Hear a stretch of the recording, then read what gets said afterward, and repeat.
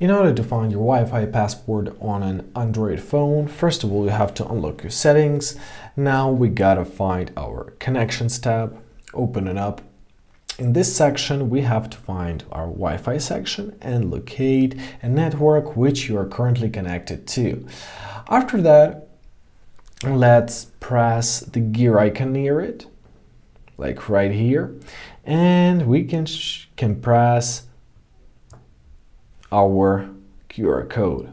Press your QR code, and this is your QR code. So if you're gonna tap it, we can always press quick share or simply press share or nearby share, right?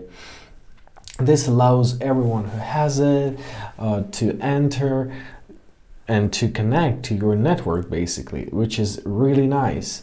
However, if you need like the actual password, you can always save the QR code image, right? Or you can make a screenshot, or you can send it, and you should use your QR code scanner app or visit a website like scanqr.org. So simply upload the saved QR code and the site will display the network details. And basically that's it. I hope this video is helpful. Thank you so much for watching. Have a great day and please consider subscribing to our channel.